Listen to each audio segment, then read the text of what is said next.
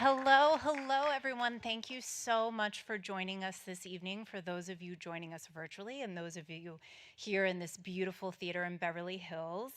On behalf of Academy CEO Bill Kramer and President Janet Yang, along with our Board of Governors, I want to welcome all of you to the Hollywood Climate Summit. We are so honored to be hosting the summit for the third year. We're so grateful for the partnership that we have with Allison, Allie, and Heather. It's so important for us to be conveners in this work. The Academy represents 19 different branches. We have members from all facets of the film industry, and we have members from over 90 countries. So to be able to convene in this theater and welcome everyone in virtually means so much to us. I did want to take a moment to just recognize and thank the incredible Academy teams that put this together, starting with the amazing theater operations and events led by Rich Martinez and Chris Roginski. From the booth to the board, they take such good care of us, and this whole series and everything we do here year-round would not happen without their work. And I also want to recognize the Member Relations, Global Outreach, and Awards admin team, specifically Angelica Cervantes for her year-round work leading our sustainability efforts. So a huge thanks to Angelica and her team.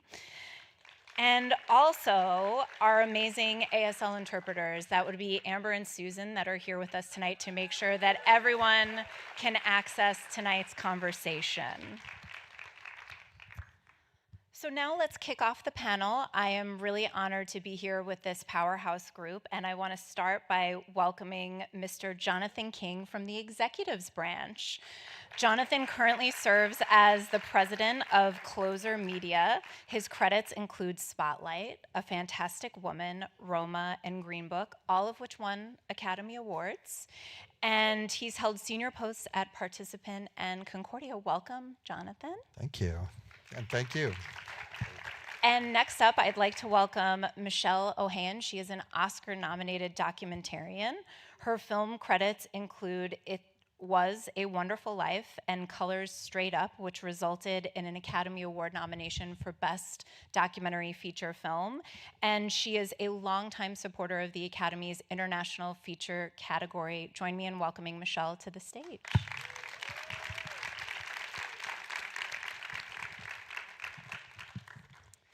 And last but certainly not least, we have a member from our directors branch, Miss Patricia Riggen.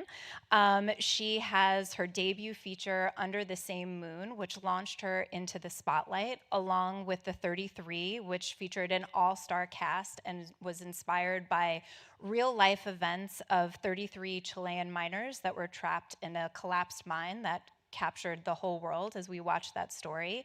Her latest release is the action adventure G20, starring Miss Viola Davis, which is now on Amazon Prime. Please welcome to the stage Patricia Riggen.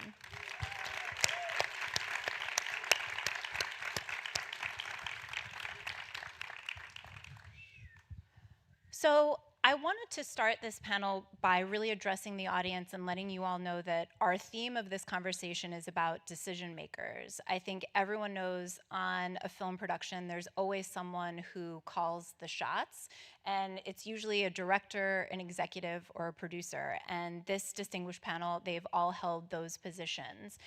And I wanted to just say and ask all of you, how does it start from the top? What is the tone that you set when you're working with your department heads and your collaborators to ensure that you have a sustainable and eco-friendly production from start to finish? And Patricia, I'll start with you. Oh my God. Hello, everyone. You're starting with the one that has no power, okay? So I'm very happy to be part of this panel. I am the least specialist of this panel. My experience is telling you if any of these initiatives are done in my movies or in my TV shows, and no, they're not.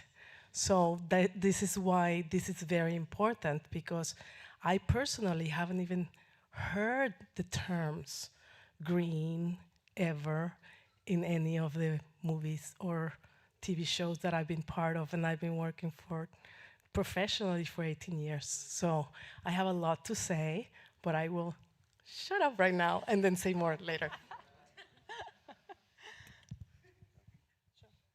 Yeah, Michèle? Hi, everyone. I think the approach is, for me as a director producer of documentaries and running a production company, is a holistic approach by, first of all, choosing the subject matter and then kind of fitting the production overview, the pre-production, and the execution of our vision has to go along with some kind of ethical, moral alignment with the subject. And it starts honestly with the simplest thing, if I may give some specific examples: no plastic water bottles on the set. Think about it. Think about every time we change a setup, you know, people take one sip, they leave it aside, and they move quickly to the next setup. There's no time. So actually, my production coordinator is here in the audience, Ethan. He can tell you, first thing we do, production meeting, no water bottles. Bring your water bottle, or we have Sharpies, we mark the bottles so everyone knows this is my bottle. So it starts there. We don't use paper. I hate paper, always have. And we have lots and lots of releases. We have to release sometimes hundreds of people. We do it all digitally. And in a way, the technology had made us more energy forward. And at the end of the day, waste is expensive. I mean, I can talk forever about it, so I may give some time to Jonathan, but the overall is, think about the call sheets, think about the NDAs, think about the crew deal memos. I mentioned the releases. You know, there are some production companies, I just worked with HBO on a film, they wanted to send me a check. I'm like, what? A check? Why? You could just, you know, it's ancient. We got to move forward. And I'm still, you know, trying to convince people not to use too much and living a creative process within those constraints of, you know, shooting less drives, less shipment, less AE time, less. All this is part of a holistic approach as a, you know, an energy saving approach that we are responsible for as CEOs, as filmmakers, and storytellers. And Jonathan, how do you set the tone from the top? I think, I mean, if the theme is decision makers, you sort of, I mean, you want everyone on your crew to consider themselves a decision maker, whether, no matter what position they are. They could be the craft service assistant or, you know, the first AC.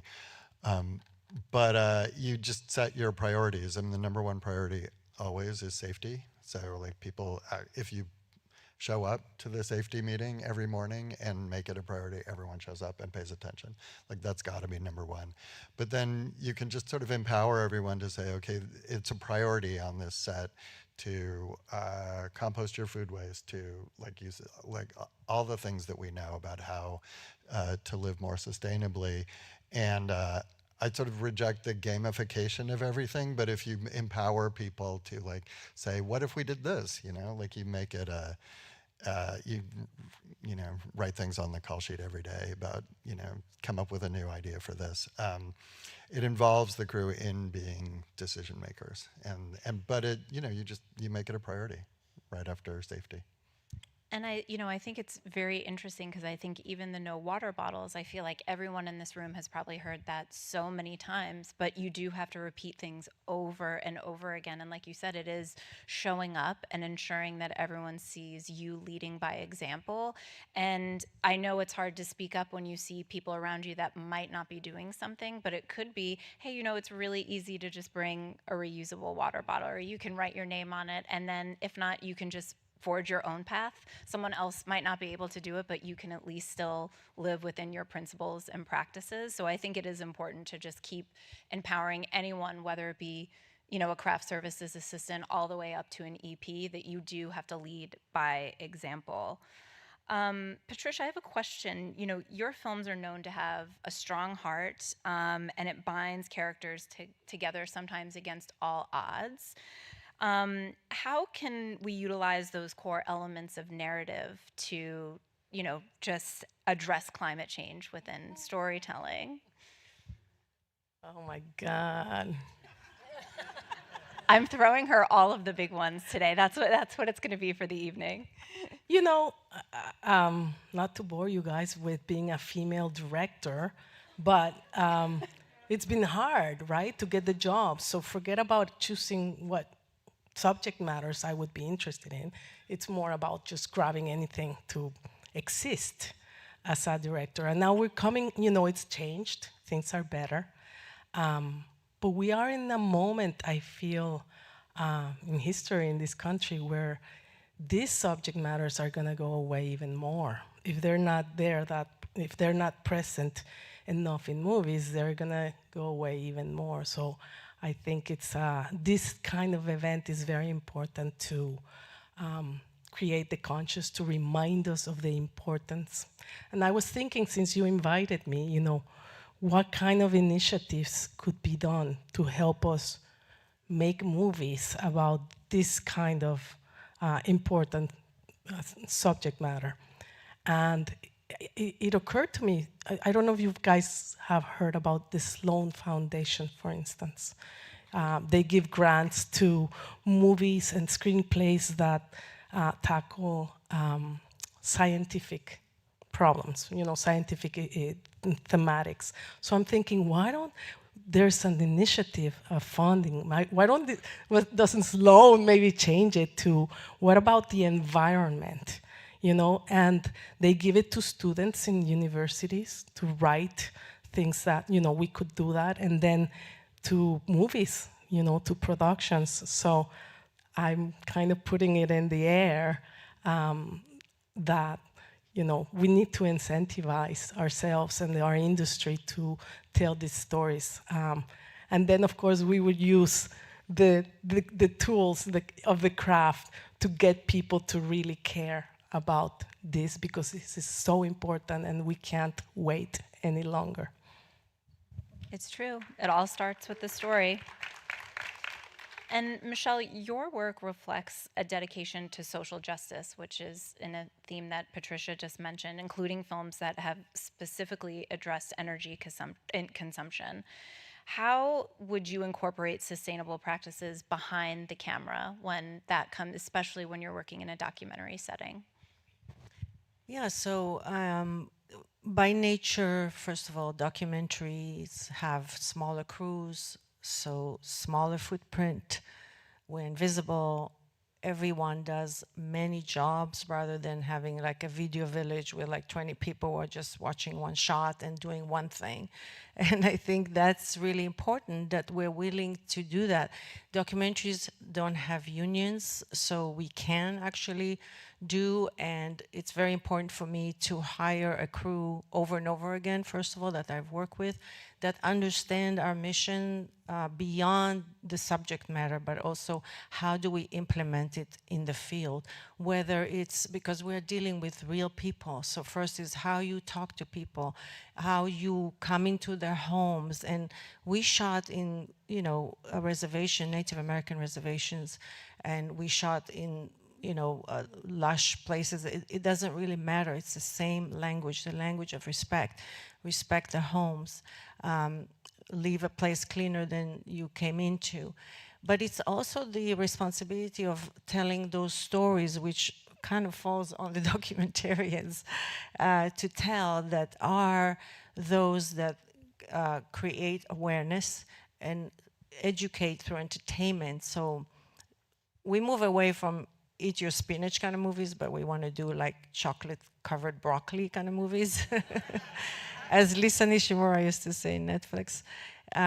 So you kind of sneak in your message, but cover it with entertainment and characters and stories, and telling big subject matters through an intimate character narrative-driven story. So for example, I made a movie called Solar Roadways, and it's about a couple, an engineer and his wife in Idaho, who is a psychologist, and they created these solar panels that you put on the road. And as you drive, you actually, create and absorb the energy. And it was amazing because it was just a couple in the middle of nowhere. But through the intimate story, it was very accessible to people, and we did it through Focus Forward with Morgan Spurlock, the late Morgan Spurlock. Or a film I did called Power, about the geopolitical game of energy, for lack of better words, and we shot in many different countries. And eventually it was shot in the United Nations COP22 climate summit in Marrakesh. And it was amazing to see those people who only know numbers and paper and books, and all of a sudden they could visualize what it looks like to have no energy, or to live in a village where solar panels are actually a lifesaver. The kids learned around the sun, so they would move their classroom where the sun moved so they could have lighting. But then at the end of the day, they studied to kerosene lamps that are extremely harmful and have black carbon emission. And visualizing, entering those places where most other filmmakers or narratives would not be able to do, maybe they can recreate it, but living in those real worlds and showing it to people who live in a bubble or just read numbers, it really makes a difference. So it is very hard to be a documentarian. I won't lie to you. It is hard. It's hard to raise money. It's hard to go in the field. You really work all day and to capture a moment, and you usually miss it because you turn the camera off and then it happens. You're like, shit. But so, you've developed this animalistic intuition to know when things are going to happen, but you still miss it. And then you don't sleep all night because you missed it. But it's hard. And so in narrative, you can create it. It's like, take two. Cry now. And, if I miss somebody, we can't ask them to cry again. I do sometimes, but... Anyway, you get the picture that it is the practices I've mentioned before are very practical, from the water bottle to eating a healthy lunch. If you feed the crew junk food, which people think crew likes, it is not true. They don't like junk food. They like real healthy, and I spend more money on lunches. There is no limit to what people can order, because I want my crew to be taken care of and to go home with knowing that they ate healthy. No extra craft service, no sugar, junk food and we buy, Ethan and I have a Google sheet with every crew member, what they like, what they don't like, and what they ask, and that's all we buy, nothing more. So there's no waste.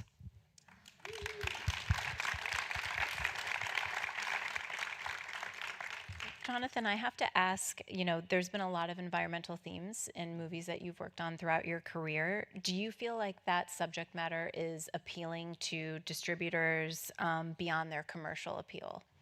No. Should I? Do you want to elaborate? You can elaborate on why it's not appealing. No, I mean, most distributors, whether studios, specialty divisions, or streamers, if you tell them I'm making a movie about an issue, they hang up or delete your email. But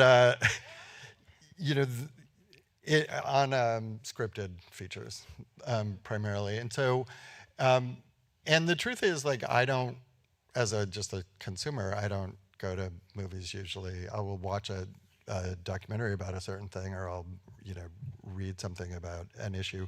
But when I see a scripted feature, I want to be engaged in a story that's exciting or funny or scary or romantic or something. So it's like some of the movies that appear to be like about environmental issues, like I made this movie about the Deepwater Horizon explosion disaster, which no one needs to be told that oil spills are bad for the environment, and that was really not the point of that movie. That movie, and like this, actually sort of a common theme between a lot of the movies that appear to be about environmental issues because they have environmental impact. But the common theme is that corporations like British Petroleum, or we made this movie called Dark Waters, big oil, big chemical companies, big corporations do not care about the people who work for them and whose communities they work in.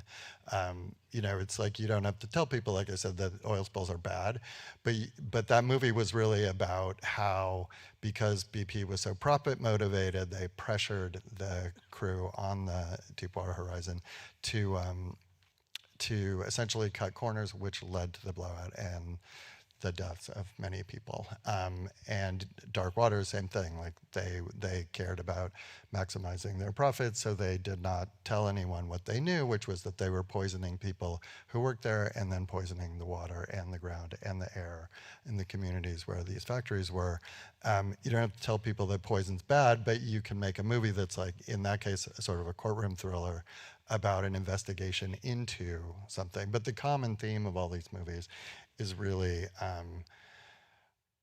I would say, sort of corporate greed and deregulation, which is the cause of so much of the environmental degradation that we've suffered over the last decades and continue to, in my opinion. And I think that's where the truth comes in. And I think all of you in your roles on a set and a production, it's about making sure that the truth is told in a place where, your production could be a part of a conglomerate, all of that. That I think, Patricia, my question for you is, how has your approach to filmmaking changed over time? Mm-hmm. You said that it's been a challenge over 30 years and certain things haven't even been said. Do you see changes in the industry that people are looking towards more ethical practices on set? Yeah. So taking on the last two words, Jonathan, corporate greed, the film industry is one of the big polluters of our time. Like, we are big polluters. We not just use hundreds of plastic bottles every single day of all my career. Not me, I always have a bottle. I have it somewhere. But, every single day. But that's the least important thing, considering others that we have. For instance, the biggest one is gasoline and diesel. We use hundreds of cars. We use generators in all of our sets that use diesel.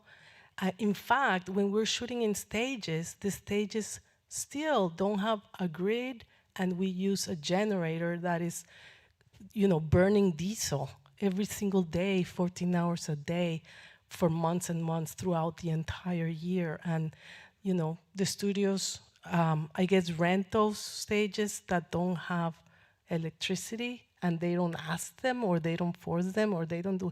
So that's one. The other one that I'm shocked every single day is the sets. As soon as we finish a set, they destroy it the next day.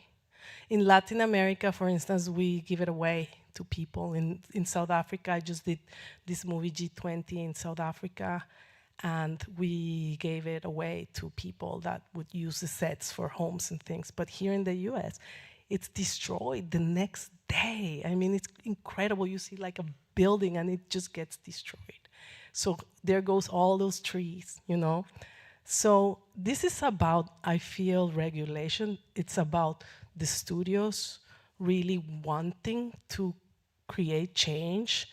But we know they're never going to do it, because capitalism is not about protecting the environment. It's about profit. And, they're never going to do it unless we hold them accountable. And how do we do that? So, one of the things you sent us about BAFTA, it is true, like the English are quite of setting the tone of how things can be changed, in the film industry. They're like giving seals, sending, consultants, green consultants to, to make sure to show them how to save, not waste. So in my mind, how in every movie at the end it says that they didn't hurt an animal? I think we should go for that. At the end, it's not about hurting the studios at all. It's our life, and what we love, but it's about motivating them so we could send, the consultant to go there and say, hi guys, I see everyone's drinking water in the bottle. How about putting, fountains close by, suggesting, what about an electric car instead of driving everybody back and forth? How about connecting to the electricity and not burning diesel? And then putting the sign, this movie, did an effort, of being green. Because the only way that we will change, unfortunately, it's by shaming the studios, of the ones that don't do it. Anyway, so I keep dreaming things, but this is very important because you guys and the people that are organizing this summit, this is the kind of thing that they can, put up out there so that everyone, starts making these changes. It's true. And last year, our panel was focused, our Academy member panel was focused on those in branches that had large materials. So we had a costume designer, a production designer, and a writer-director. And something that was very interesting that Missy Parker, the production designer, said, she had just come off of Twisters, was everything that was used on that set was reused. It was given back to the community. They went to Oklahoma to film for over a year, and she said it was all local. Everything was given back to the vendors that they worked with. They were able to repurpose everything, and I'm like, that's a department head taking action. They should get the seal at the they end. Should get the seal. That Yes. says. Yes. So I think for any department head, it's not just writers, directors, or producers, it's anyone who's in a leadership role on set that you have that responsibility. Again, Jonathan, what you said, that you can talk to local vendors. There's movies that are shot in, different states that have different incentives. It's not the same as Europe, but I think that there are laws when you're filming in certain areas that can help filmmakers achieve goals.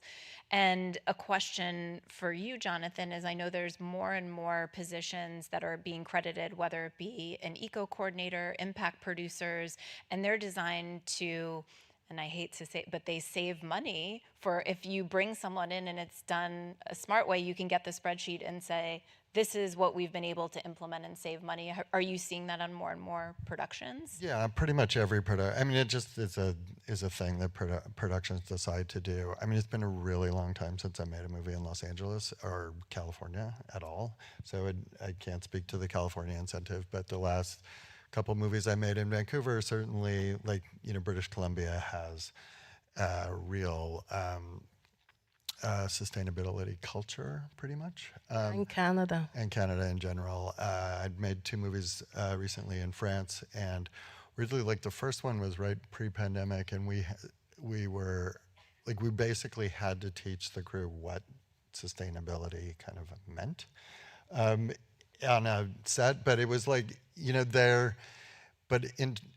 were in Marseille, but everyone recycles everything in Marseille. So it wasn't like a big leap. It just wasn't like a policy.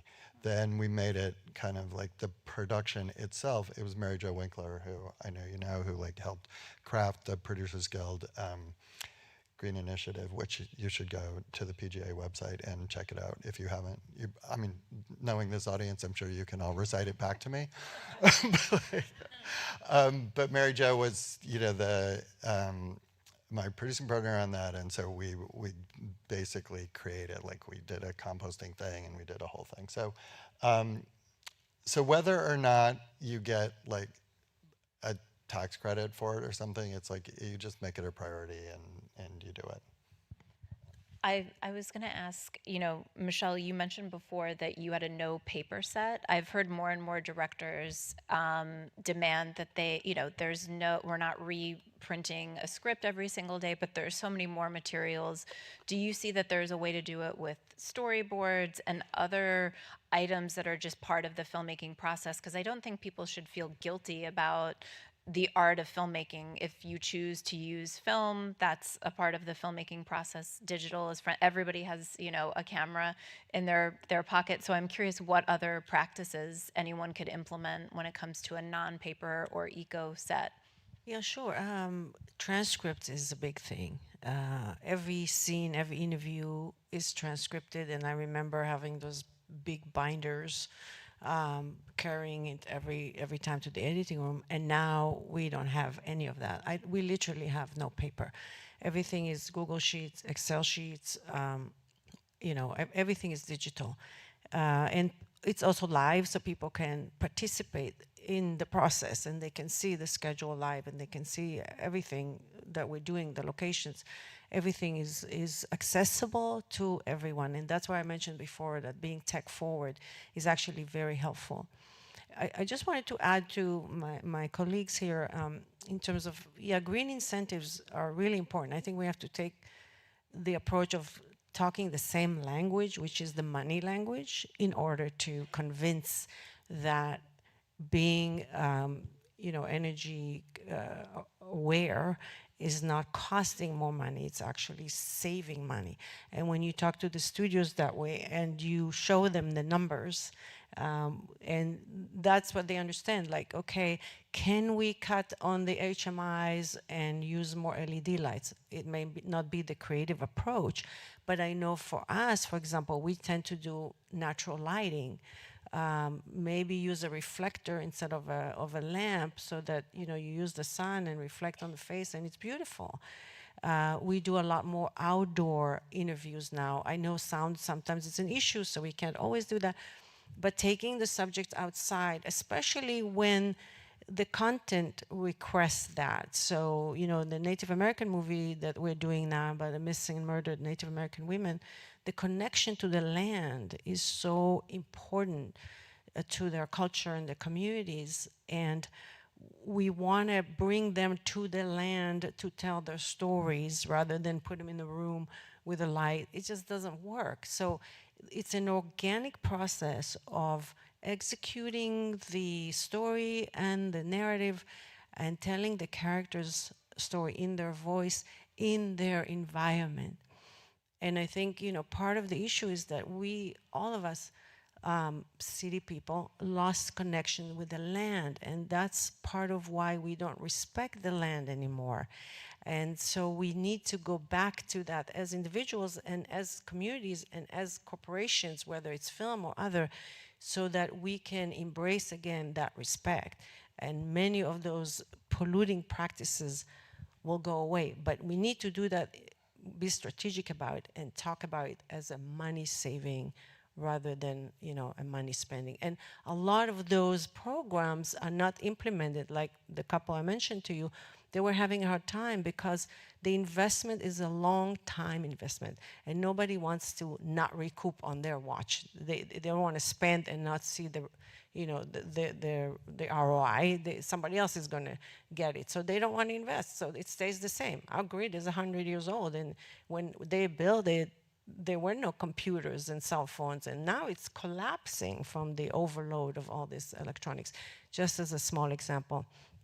There's so many ways to change how we do production. Less people, less cars, and that goes also for big movies. I remember when I was shooting Color Straight Up in South Central LA, my DP was shooting with me on the weekends in South Central, and then during the week he was shooting a big $100 million film called Volcano. And he told me the cigar money that is wasted on the Volcano set was basically the budget of my entire movie.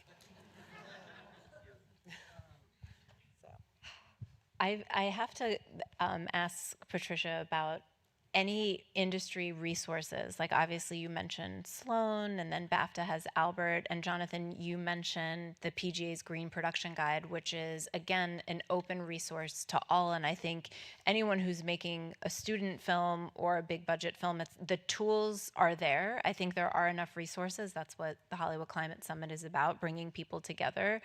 Do you have any go-tos that you use, especially when you're shooting in different countries, and if there's someone that you go to, a green advisor of?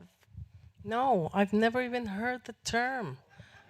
Never, ever, ever, ever. And I've worked many, many years, and I work a lot.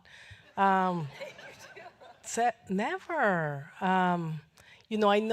I call a friend of mine that works at NYU today to talk about, and she said that they do have a class now, so they are, part of the like Green Alliance, so they are starting to educate students. That's great. But we really, I've been to every single like sexual harassment course in all of my movies and all of the TV shows. I always need to sit down for 4 hours to talk about not sexual harass anybody, me. But I have never heard the word green, which makes me, and I work in bigger projects, so they are the ones that are really contaminating the world. So we need regulations, and we need the conversation, and it's very important to keep this conversation going throughout the year and just bring it to the airways and to the attention, and somehow make them do it. And I love having been part of this, because I will put it in my mission of every day of my life from now on, to really just be more aware and ask the question. I also need to ask the question. Not that they're gonna do it, my producers and students, but I will ask it, and people do want to do good. And as you say, I feel if we can show them that it's a saving cost and not a spending cost, people want to do it. People do care. Who doesn't care is capitalism, profit, but people do care. So it's about convincing them. And I do not, talking about saving, we don't print scripts that much. That's a great thing. There are some digital tools that are accessible to us right now. Like this last movie, I literally printed the script kind of once at the very end, like 2 weeks before production. I do need paper because it's my Bible, and I have to have it by me for anything, to look at. But through the whole process of prep, it was all iPads and scriptation and, all of these new systems. So that's wonderful. And as we close out, I wanted to pose another question to the group, which is, for this audience, what would you say that your hope is for the next 5 years as a decision maker? What do you hope to see in the industry and the advancement of sustainability practices and storytelling? I'll start with you, Jonathan. I guess I wish I worked more in Los Angeles and California. I would like sustainability to be seen as someone used the word holistic. We've been talking a lot about sort of micro decisions. There are also macro decisions. There's like tax policy, which is about, generally written for corporations, but about how they spend their money. There's also industrial policy, which is, I think, where California has totally dropped the ball on, making movies is manufacturing a product, and it has gotten really expensive and unsustainable for the people who work in that industry in this state. And thinking about how to link all of these things together. How do we make movies in California, in Los Angeles specifically, or Southern California, better, cheaper, greener, and sustainably? And a lot of that is just industrial policy that links all sorts of manufacturing. Like the locations of production should be close to public transport. People should be able to afford to live within the city in which they work. There should be, I think tariffs are a crude and blunt instrument to address something, but if there's one thing about this conversation that's going on, it's like thinking about movies as a manufacturing process, which I've always been kind of proud of, that it's an old-fashioned business. We make something and we sell it. The greenest way to make anything is not to make it at all, so there is some cost. But thinking about how do we sustain that as a business, and I've actually read Jon Voight's however many page plan. 95% of it I completely agree with. Federal tax credits stackable on top of state credits, investment in infrastructure, investment in public transport, so that studios are state of the art, and that we can, investment in housing, repealing the repeal of the FinCEN rules, which is a completely other thing that is tax policy. But the repeal of those is like decimated our business. But all of that stuff is industrial policy and thinking about how to manufacture what we manufacture, better locally and greener is a collective thing that we as a state and a region particularly have failed at.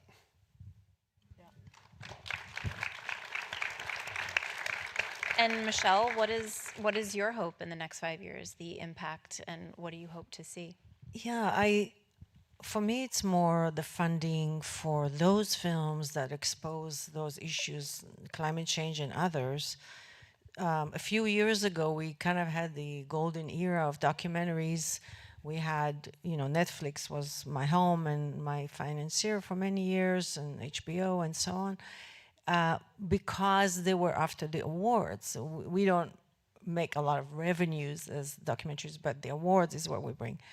And now they moved away from the awards for some reason, and they want the tentpole docs. So now we're like the music docs, the sport docs, the celebrity docs, which honestly, not interest me as much as real people's stories that heal the world.